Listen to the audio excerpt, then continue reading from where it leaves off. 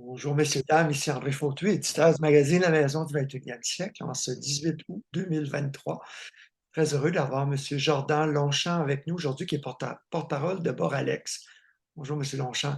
Bonjour, monsieur Frutteux. Alors, ça brasse beaucoup dans le domaine de l'énergie au Québec. Je vais débuter avec une petite introduction PowerPoint. Évidemment, on voit ce qui se passe au niveau du climat ces temps-ci. Et le Québec doit faire sa part parce que le tiers de l'énergie qu'on consomme est encore de sources fossiles. Et même que les surplus d'Hydro-Québec ont disparu ou d'ici 2027, en période de pointe, on manquerait d'énergie. Donc, Hydro s'attend à une croissance de la demande d'électricité de 14 seulement d'ici 2032. Ça s'en vient très rapidement, évidemment, entre autres les autos électriques qui devraient en avoir 2 millions d'ici 2030, espère le gouvernement. Et Hydro a même triplé sa cible d'efficacité énergétique. Il y a quelques années, on trouvait que c'était moins payant, mais là, ils sont vraiment dans l'urgence. Peut-être qu'ils ont mal prévu les besoins.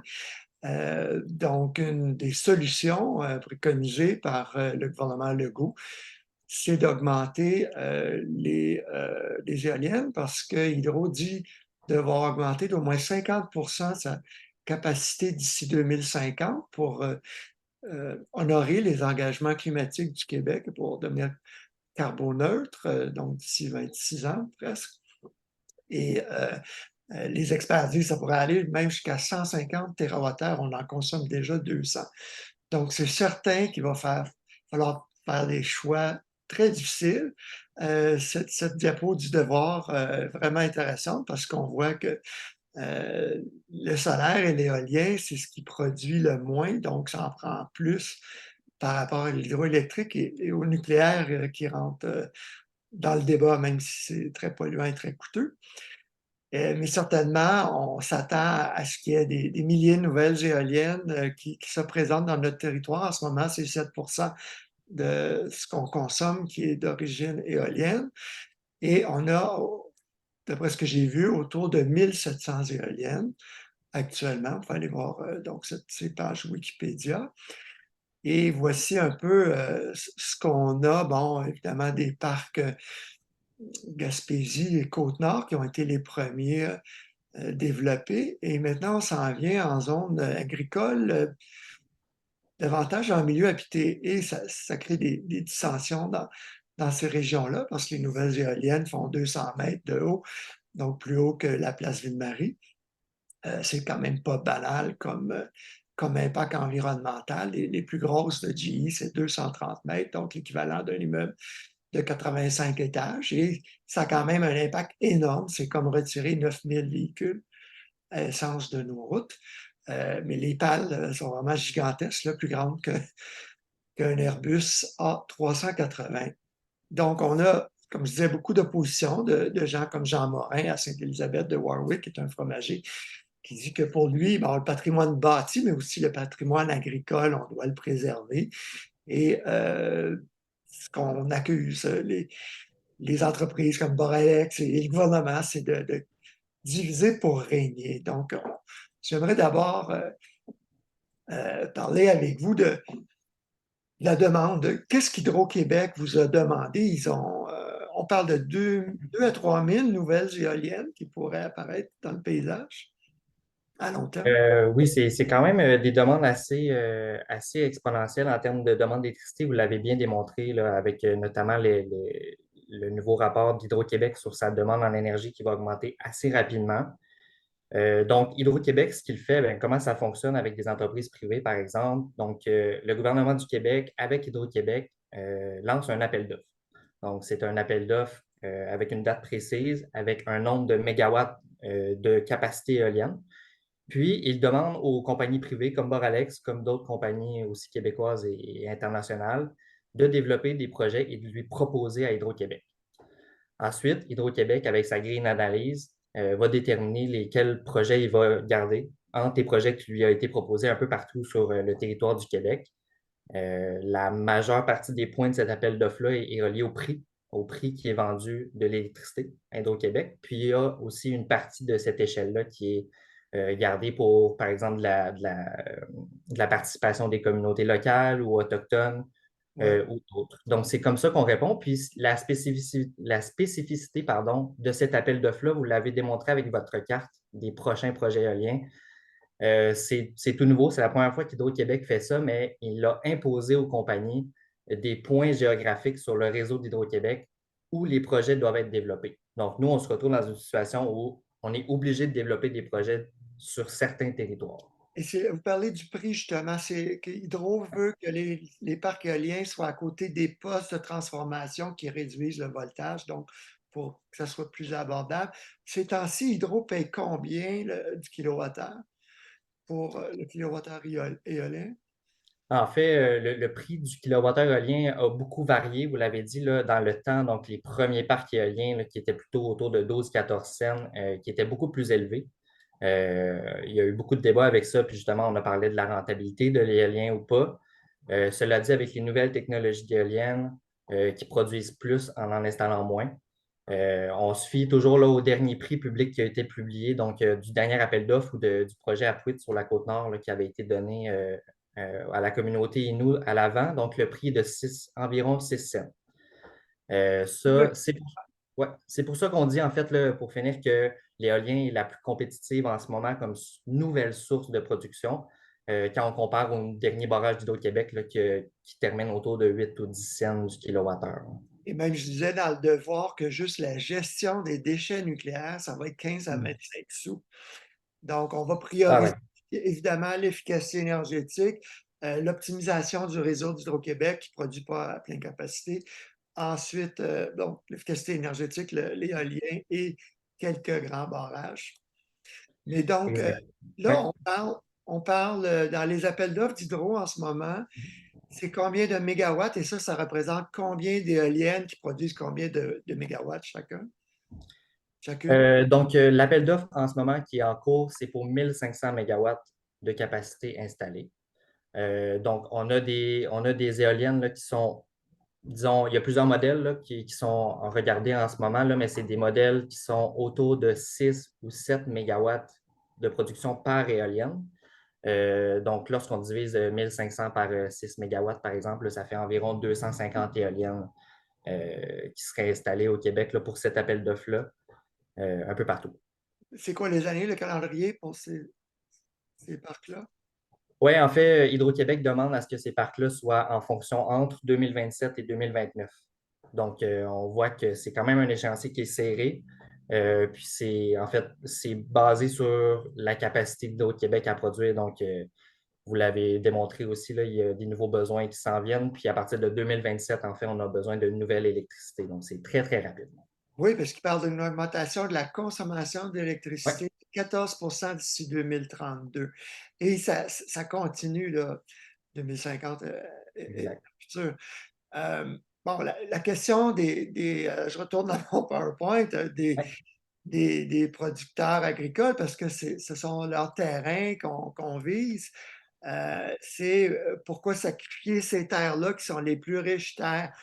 Quand on parle de tendre vers l'autonomie alimentaire, c'est une des priorités du gouvernement. Là, il faudrait que je pose la question au ministre, évidemment. Mais pourquoi pas, lui demande pourquoi en faites-vous pas davantage sur la côte nord, à la baie James, proche des lignes d'hydro, justement? Oui, bien, en fait, il y a plusieurs éléments à cette réponse-là. Je vais essayer de tous les toucher, puis n'hésitez pas si vous avez des questions. Mais donc, le premier élément qui est central à ce qui se passe en ce moment, puis au fait qu'Hydro-Québec oblige des zones géographiques, c'est la capacité d'introduire cette énergie-là sur le réseau de distribution d'Hydro-Québec. Rapidement. C'est central, exactement. C'est central. Je voulais mentionner aussi que les grands barrages, ça prend 15 ans à construire, donc c'est Oui, prioritaire. au moins sans compter les études d'impact et s'entendre avec les Autochtones, là, effectivement, ce serait pharaonique, disons. OK. Mais donc, le fait qu'Hydro-Québec oblige des zones géographiques comme ça, c'est pour distribuer cette électricité-là le plus rapidement possible sur le réseau sans construire de nouvelles lignes.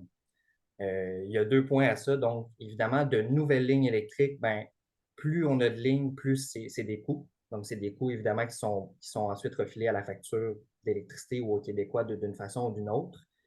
Ouais. Puis, construire des nouvelles lignes aussi, ça prend du temps. Donc, lorsqu'on parle de nouveaux approvisionnements en énergie, c'est pour ça qu'on nous oblige à être dans des endroits où il reste de la capacité. Donc, pour le projet Arthabasca que nous, on développe, par exemple, c'est un coin qui a été identifié par Hydro-Québec et auquel on va pouvoir se connecter directement sur la ligne de transmission sans construire de nouvelles lignes. Ouais. Ce qui est non négligeable pour l'impact, notamment l'impact sur le territoire que seraient des nouvelles lignes aussi. Ouais. Mais ils ont plein de lignes dans le Grand Nord, sur la Côte-Nord, la baie James. En fait, toutes les lignes, on parle beaucoup de la Gaspésie, du Bas-Saint-Laurent, la Côte-Nord, quasiment toutes les lignes. D'une part, on ne peut pas se connecter la production à une ligne de 735. Donc, les très hautes tensions d'Hydro-Québec, un parc éolien ne peut pas s'y connecter. Donc, Ah, c'est la colonne vertébrale d'Hydro-Québec, dans le sens que c'est une question de sécurité. On ne peut pas toucher à ça parce que ah, c'est je une comprends. question de sécurité. Sécurité. Puis ensuite, les autres lignes qui restent d'un petit peu plus basse tension, ils sont Pas ça. pleines. Il n'y en a plus de capacité. Donc, si on allait construire, puis ça va probablement se passer dans le futur parce qu'on va avoir un petit peu plus de temps, mais lorsqu'on devra faire des nouveaux parcs éoliens plus loin, on parle du nord, on parle de la côte nord, bien, ça prendra des nouvelles lignes pour ramener cette électricité-là au point de consommation. Totalement Puis, digital. c'est des milliards de dollars et c'est un très grand impact sur le territoire de construire des nouvelles lignes du Grand Nord jusqu'à Montréal, jusqu'au centre du Québec, jusqu'à Ouais. Québec. Ça aussi, ça a un grand impact sur le territoire. Donc, c'est les raisons principales qui font qu'on est prêt à rapprocher la production de la consommation. Parce que je vais vous amener juste un petit point avant de changer de sujet, puis c'est les pertes. En fait, on n'en entend pas beaucoup parler, mais il y avait une étude intéressante qui avait été faite par Pierre-Olivier Pinault de la chaire d'énergie de HEC sur les pertes d'énergie qui sont sur les lignes d'Hydro-Québec. Donc, un peu comme n'importe quoi, plus on a long de transmission, plus on a de pertes électriques. Ouais. Et ça, on n'en parle pas souvent, mais c'est non négligeable la quantité d'énergie qu'on perd à produire très loin de la consommation. Ouais, Ça, c'est c'est une autre 4 raison. c'est combien le pourcentage? Je vous avoue que je n'ai pas le chiffre, là, mais c'était quelques térawattheures d'énergie. Là. Ouais. Quand même. Donc, plus c'est loin, Oui, oui, plus on c'est perd beaucoup. Là. d'énergie. Mm. Donc, c'est de l'argent qui Et tombe. donc de l'argent, exactement. Ouais. OK. Bon, là, moi, je m'intéresse au champ électromagnétique et à la santé depuis plusieurs années. Et ce que je vois, c'est qu'il y a des pays qui sont beaucoup plus sévères. Ici, au Québec, au Canada, est-ce que on vous dit que vous pouvez installer à 500 mètres des maisons? Parce que en Allemagne, on parle jusqu'à 10 fois la hauteur. Donc, une éolienne de 200 mètres, ça serait 10 kilomètres. Mais Ouais. on voit là, des lois ou des projets de loi là, à 700 mètres, 1 kilomètre, même la Société, l'Académie nationale de médecine française, en 2006, parlait de 1500 mètres. Vous, avez-vous des barèmes, des limites à ce niveau-là?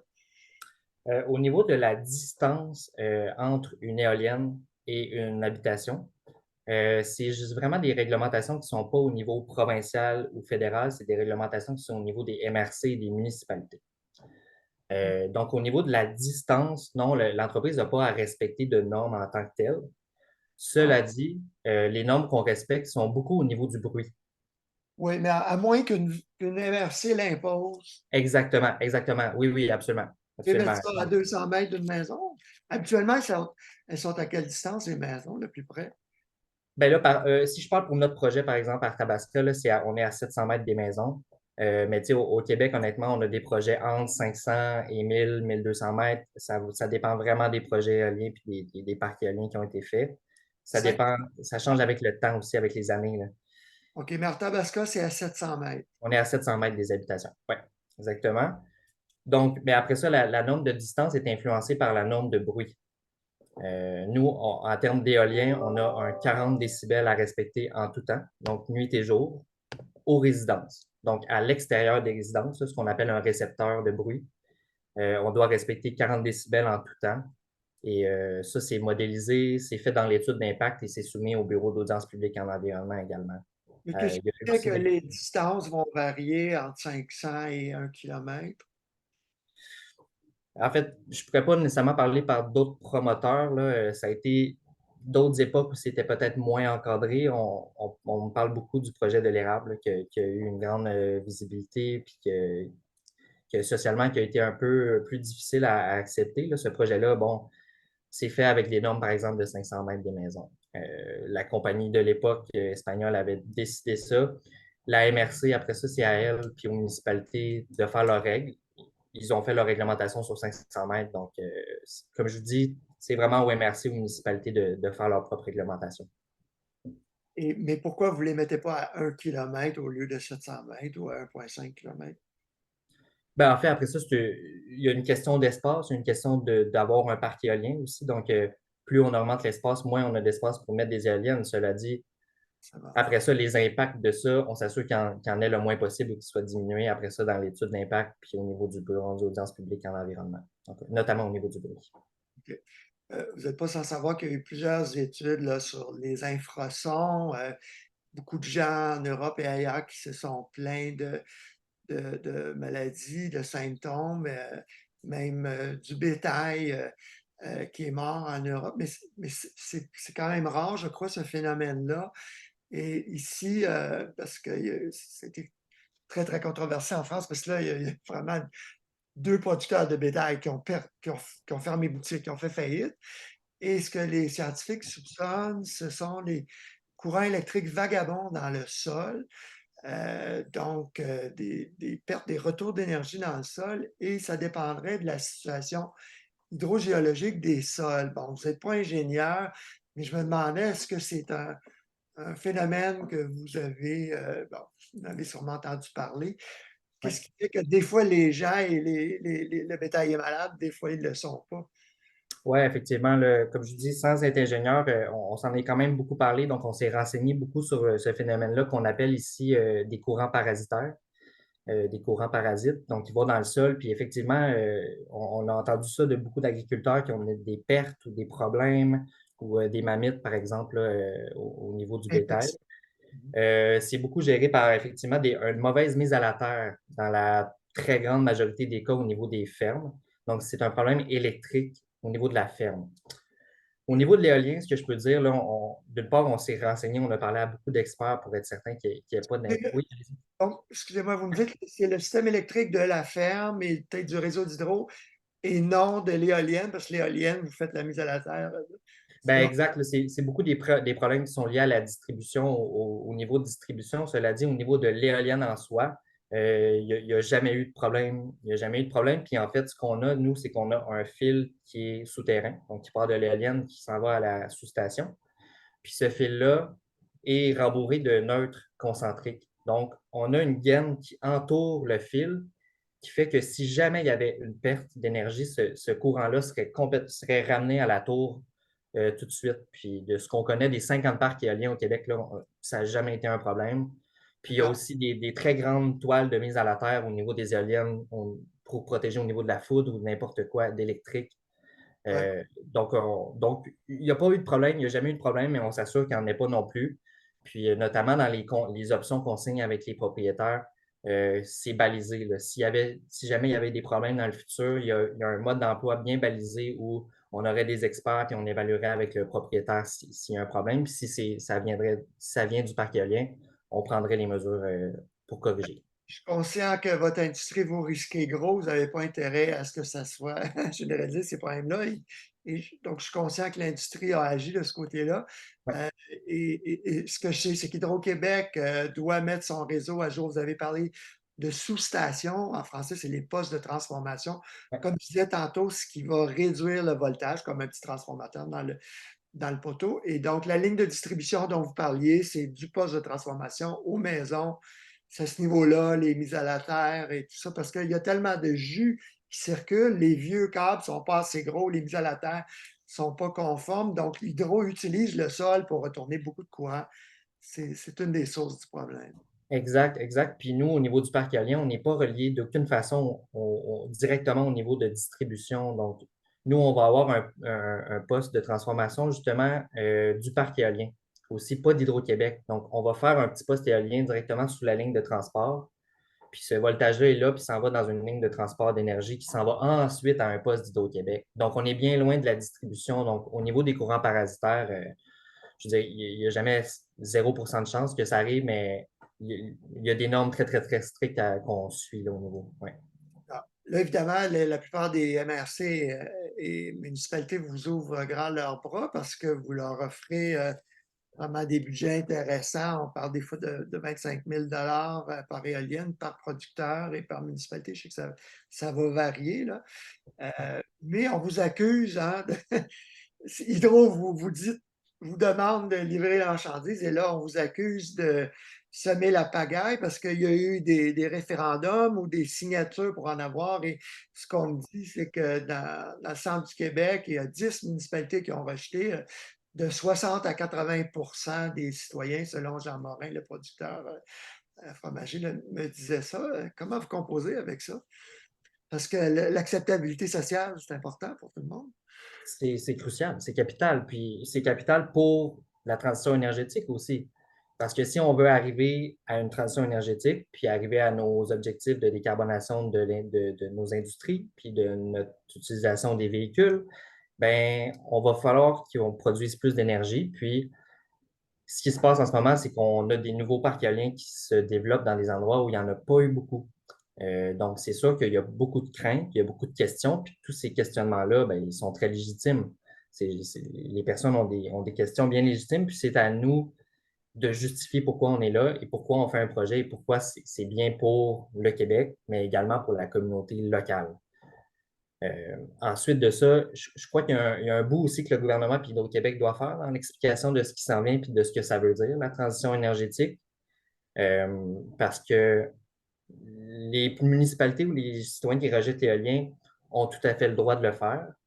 Cela dit, je crois qu'il faut avoir un débat aussi plus large sur quelles sont les autres options si jamais on décide de rejeter l'éolien localement. Est-ce que c'est de faire un barrage où ça prend énormément de temps, énormément de coûts, ou c'est de faire du nucléaire, ou c'est de faire autre chose? À un moment donné, il y a un choix de société à faire. Il y a un choix collectif versus un choix individuel. Les conséquences environnementales et financières. En Exactement. Europe, j'imagine, c'est parce qu'ils en ont déjà mis des milliers, il y a une densité de population énorme. Ils sont rendus à en mettre en mer, comme en Ouais. Nouvelle-Angleterre, où il y a des gros débats.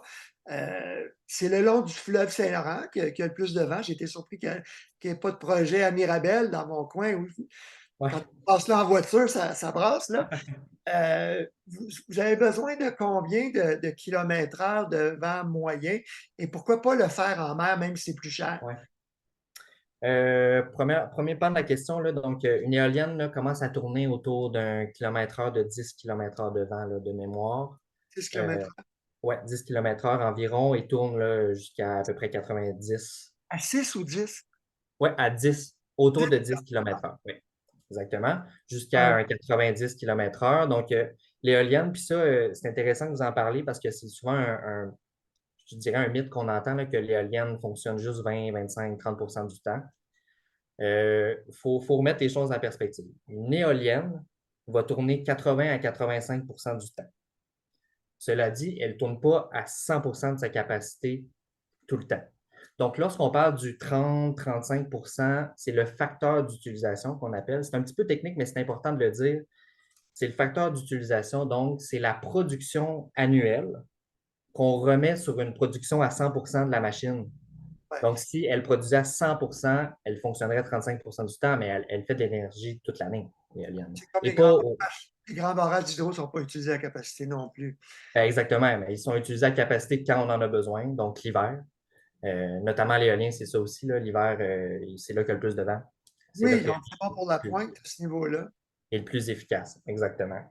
Votre deuxième partie de En question? mer, pourquoi pas? Est-ce Oui, qu'on en mer, commence à exactement. regarder en mer? Ouais. Donc, en mer, effectivement, là, en Europe, on commence à beaucoup en voir. Évidemment, c'est une autre réalité. Donc, c'est un peu territoire beaucoup plus petit, hein, et il y a beaucoup moins de place sur le terrain pour faire de l'éolien terrestre. Au Québec, est-ce que ça se pourrait?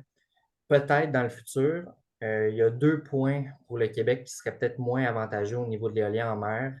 D'une part, le territoire. Donc, le Québec a un grand territoire, là. Je comprends qu'on se rapproche effectivement de la production, mais quand même, au Québec, on a beaucoup, beaucoup de potentiel éolien terrestre encore inexploité.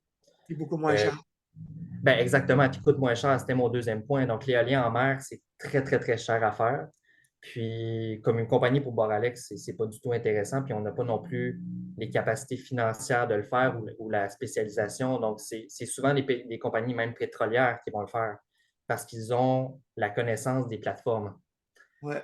Donc, en ce moment, c'est ce qu'on voit un peu avec Total en France, Total Énergie, qui est un grand gazier, mais qui se lance dans l'éolien parce qu'ils voient l'opportunité pour eux, puis ils ont la connaissance. Là. Donc, D'après vous, c'est pas avant 20 ans qu'on va parler d'éoliennes en mer au Québec? je pense qu'elle pas. Je pense qu'elle pas. On ne sait pas ce que nous réserve le futur, là, mais je vous dirais qu'à au moins moyen terme, là, ça va être l'éolien terrestre. Ouais. D'accord. Puis, comparativement à une petite éolienne domestique, je ne sais pas si c'est 1-2 kilowatts, vous parlez de 6-8. En mer, on parle de 12-14 mégawatts Ouais. d'éoliennes. Ah Donc, ouais, c'est des assez milliers. énorme, là. C'est des très grandes éoliennes qui produisent beaucoup, beaucoup. Mais bon, après ça, tu sais, même pour le fleuve Saint-Laurent, c'est de la fiction un peu, là, mais moi, je penserais au paysage, aux études d'impact pour le Saint-Laurent, les habitats.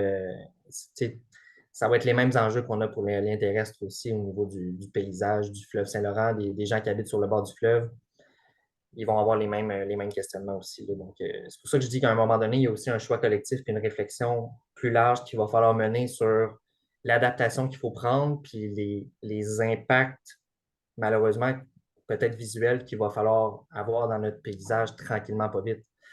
Euh, c'est un questionnement.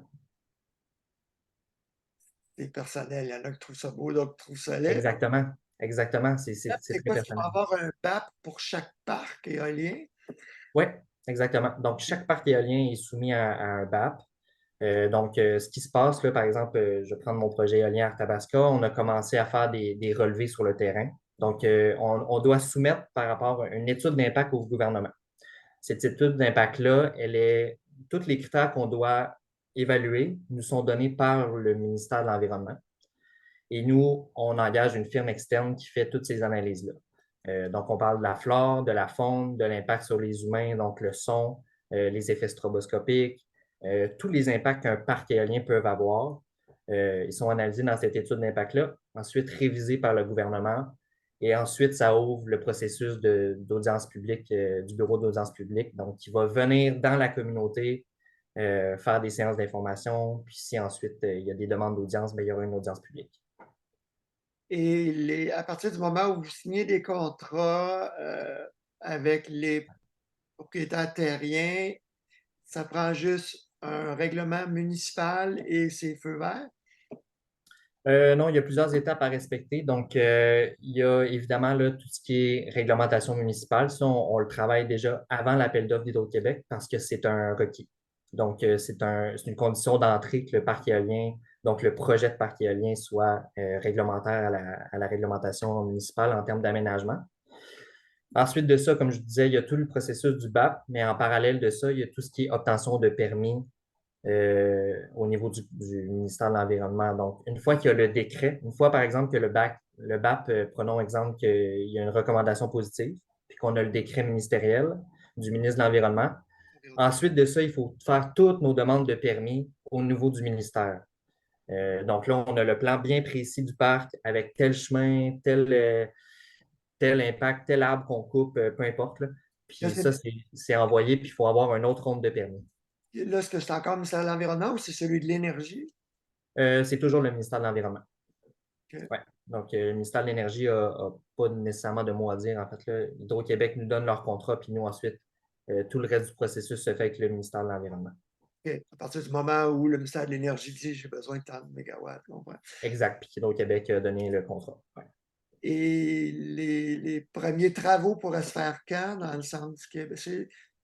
Vos projets à vous, c'est le centre du Ouais. Québec, Ouais. Bois-Franc. Donc, notre projet à nous, Arthabasca, donc il y a d'autres projets, là, mais nous, au niveau de Sainte-Séraphine, Victoriaville, là, ce seraient des travaux qui pourraient commencer en 2026 pour une mise en service en 2028. Donc, vous voyez on est au tout début du processus. Là. On va savoir, en fait, le 12 septembre, on va soumettre le projet. D'ici la fin de l'année 2023, on aura la réponse d'Hydro-Québec, à savoir si le projet est sélectionné ou pas. Puis ensuite, on rentre là, dans environ 2 ans de consultation et d'études environnementales avant de commencer une première pelletée de terre. Jordan Longchamp de Boralex, je vous remercie beaucoup. C'est vraiment très, très intéressant et on vous souhaite bon succès et dans vos négociations également. Merci beaucoup, ça me fait plaisir. Au revoir.